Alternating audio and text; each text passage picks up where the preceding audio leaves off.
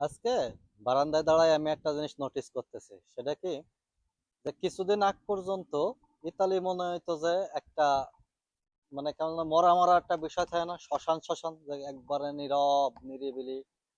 তা এটার সবচাইতে বড় কারণ কি জানেন? সেটা ছিল হচ্ছে ঠান্ডা।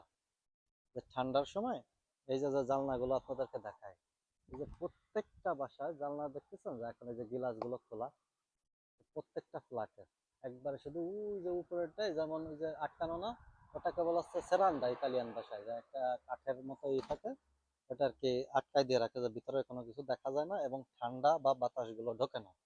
তা এই জিনিসটা নোটিস করে দেখেন যে প্রত্যেকটা ফ্ল্যাটের কিন্তু ওই জানলাগুলো বর্তমানে খোলা। তা এর কারণটা হচ্ছে যে কিছুদিন আগে ছিল ঠান্ডা, আর এখন সামার চলে আসতেছে, বর্তমানে হচ্ছে প্রিমাভেরা অথবা বসন্ত চলতেছে, যে কারণে প্রত্যেকটা বাসার ভিতরে মানুষজন কিন্তু এখন দেখা যায়। আর আগে কিন্তু শ্মশানের মতো একবারে করোনা ভাইরাসের সময় মানুষ যেমন লকডাউনে ছিল না, যে সবাই আটকে ছিল বাসার ভিতরে বেরোইতো না, তা শীতের সময় কিন্তু ওরকম একটা অবস্থা ছিল যে মানুষের প্রয়োজন না হলে বের হইতো না, আর যখন বের হইতো তখন তারা মানে তাদের গাড়ি নিয়ে বের হইতো। গাড়ি ছাড়া ওরকম ভাবে রাস্তায় বের হইতো না, কারণ যে শীতের সময় ফুল ইউরোপে বৃষ্টি থাকে, বরফ থাকে, ঝড় থাকে, সবকিছুই মানে ঠান্ডার সময় হয়, শীতের সময় হয়। বাংলাদেশে যেমন ওই যে গরমের সময় একটু বৃষ্টি হয়, কিন্তু এই দেশে ওইসব গল্প নাই, এই দেশে সম্পূর্ণ ভুল গল্প। যে গল্পগুলো এরকম যে শীতের সময় বৃষ্টি বলেন, কি বলে তুষারপাত বলেন, সবকিছু মনে করেন শীতের সময় হয়, আর গরমের সময় শুধু হাহাকার, গরম আর গরম, মানে গাছের পাতাও নড়ে না, এরকম একটা অবস্থা হয়ে যায়।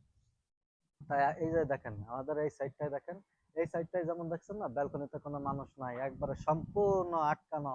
এই যে যে একবারে সম্পূর্ণ আটকানো, কোনো মানুষজন নাই। তা ওই যে ওই সাইডটা তো এরকম লাগতো। তা এই যে এই সামার আসার কারণে এখন আস্তে আস্তে মানুষজন হচ্ছে। এই যে দেখেন গোলাপ গাছে, এই যে আছে আমাদের গোলাপ গাছ, এই গোলাপ গাছে কিন্তু এই ডালটা শুকায় গেছে, দেখছেন? এই যে ডালটা, গোলাপ গাছের এই ডালটা শুকায় গেছে, আর এই জায়গাতে কিন্তু নতুন পাতা আসছে। তাই এটার সাইনই আছে যে সামার চলে আসতেছে, তার প্রমাণ আর কি দেখালো।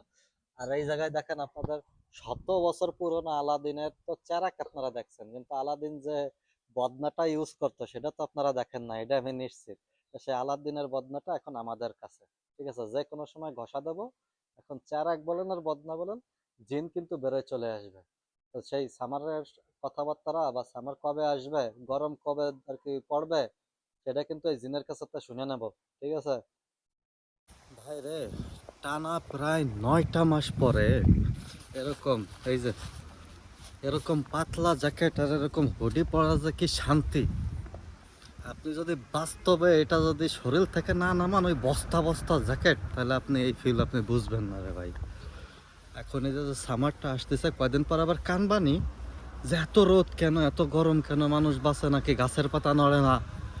কিন্তু বিষয়টা ভাই এই যে যে সময়টা, এই যে মনে করেন যে শীতটা চলে যাচ্ছে, গরমটা আসতেছে, এর মাঝখানের যে সময়টা বসন্তটা, এই ফিল আপনি এই ইতালিতে না থাকলে বুঝবেন না। যে 9 মাস পরে যে 4 থেকে 5 কেজি ওজনের যে জ্যাকেটগুলো যে গাছ থেকে সরাইতে পারছি অশেষ আল্লাহর রহমতে, এর যে একটা ফিল, এর যে একটা ভালো লাগা, নিজের মনে করেন যে 5 কেজি 6 কেজি কমে গেলে যে একটা ফিল আসে না, সেম ফিল ভাই।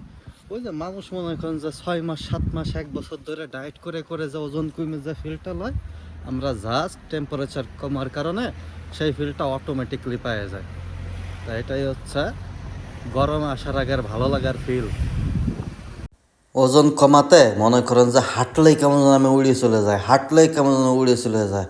এই 10 কেজি ওজন 5 কেজি ওজন কমানোর যে একটা শান্তি ভাই, হাঁটা যখন শুরু করবেন না তখনই বুঝতে পারবেন। দেখেন না যে আমি কেমন যেন ক্যামেরা লয়ে উঠতে উঠতে উঠতে উঠতে কাজে চলে যাচ্ছি।